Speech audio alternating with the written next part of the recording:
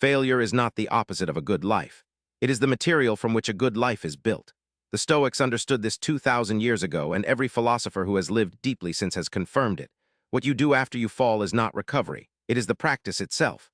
Marcus Aurelius ruled the most powerful empire the ancient world had ever known, and he failed. Repeatedly, campaigns lost, plans dissolved by plague and war, relationships broken by time and pressure. Yet he became history's closest example of a philosopher king, not because he avoided failure, because he understood what failure was for. Carry one idea from this video, and the next time something collapses around you, you will know exactly what to do. The Stoics had a word for the obstacle that blocks your path, impedimentum.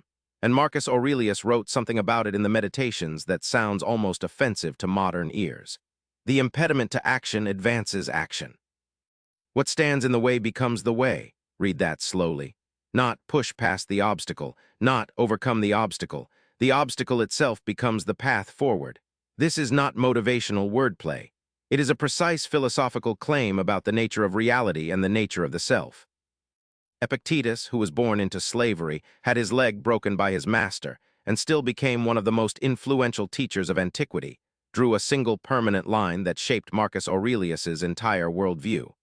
A line between two categories of existence, things in our control and things that are not.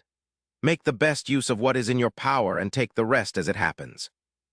Discourses 1.1 Failure as the modern world defines it, the job lost, the relationship ended, the business collapsed, belongs entirely to the second category.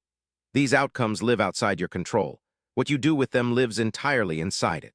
This is the Stoic foundation, not that failure doesn't hurt, not that consequences don't matter, but that the meaning of failure, what it becomes in your life, is yours alone to determine. The Stoics called this the hegemonikon, the ruling faculty, your capacity to interpret, to choose, to respond. No event can touch it, only you can surrender it. In 165 AD, the Antonine Plague arrived in Rome. It would kill between 5 and 10 million people over 15 years. Marcus Aurelius was emperor. He could not stop it. He could not cure it. He watched his city suffer and his greatest plans dissolve. He wrote the Meditations during this period, not as a book for publication, but as private philosophical exercises, notes to himself, reminders when the weight of failure pressed hardest. You have power over your mind, not outside events. Realize this and you will find strength. And elsewhere, more intimately, the first rule is to keep an untroubled spirit. The second is to look things in the face and know them for what they are. What is remarkable is not that Marcus wrote these things. It is that he had to keep reminding himself of them. The Meditations is not the work of a man who mastered his philosophy. It is the daily practice of a man wrestling with it under genuine pressure. Plague, betrayal, war, grief. Seneca, writing from his own failures, exile, the slow erasure of his wealth, the knowledge that Nero would eventually order his death, captured something with precise honesty. It is not that I am brave, but that I know what is not worth fearing. Letters to Lucilius, 24. The ancient Stoics were not detached from failure. They were immersed in it. What they refused, with full philosophical discipline, was to let failure speak the final word about who they were. Consider a specific situation. You have been passed over for a promotion. Someone with less visible effort received what you worked for. The modern response is outrage, then resignation, then quiet resentment that hardens into bitterness over months. The Stoic response begins with a single diagnostic question. What in this situation was within my control and what was not? Your preparation, your work, your relationships, those were yours. The decision of another person, the politics of the organization, the preferences of those above you, those were never yours to begin with. Marcus Aurelius wrote, "Loss is nothing else but change, and change is nature's delight." Meditations 9.35. This reframe is not passive. It is not an instruction to accept injustice without response. It is an instruction to direct energy correctly. The next step, seeking honest feedback, expanding your skill, reconsidering your environment, becomes action grounded in clarity rather than bitterness. The Stoic practice here is threefold.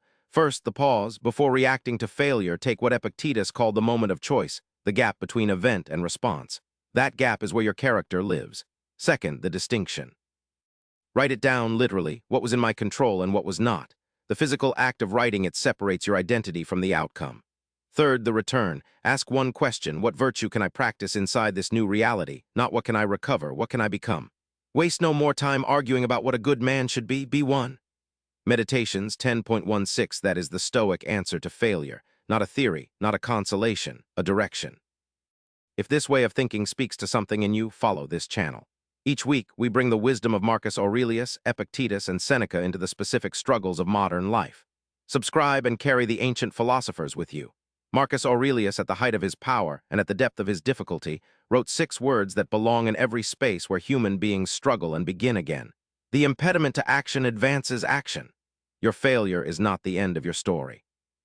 It is the material. Return to your ruling faculty. Make the best use of what is in your power. Begin again with philosophy as your guide. Stoics. Stoicism, Marcus Aurelius, Epictetus, Seneca, Ancient Wisdom, Stoic Philosophy, How to Overcome Failure, Stoic Mindset, Meditations, Marcus Aurelius, Stoic Resilience, Rise from Failure, Stoicism, Modern Life, Philosophical Wisdom, Stoic Life Lessons, Description. Marcus Aurelius faced plague, war, betrayal, and repeated failure, yet became history's greatest philosopher king. Not because he avoided failure, because he understood what failure was for. In this video, we explore the Stoic philosophy of rising after setbacks, drawing from real passages in the Meditations, Epictetus's discourses, and Seneca's letters to Lucilius. You'll discover the core Stoic principle that reframes every collapse, how Marcus Aurelius used philosophy as a daily practice during Rome's darkest years, and a 3-step Stoic method for responding to failure in modern life, at work, in relationships, and beyond. If you've ever felt like failure defines you, the Stoics have a 2,000-year answer. It doesn't. What you do after is everything. Timestamps: 0, 0, 0, hook 0, 15, Introduction 1, 0, 0, The Stoic Foundation 3, 0, 0, How Marcus Aurelius Lived This 6, 0, 0, Modern Application 9, 0, 0, The Stoic Practice 12, 0, 0, Final Thought Stoicism, Marcus Aurelius, Stoic Philosophy, Ancient Wisdom, Epictetus.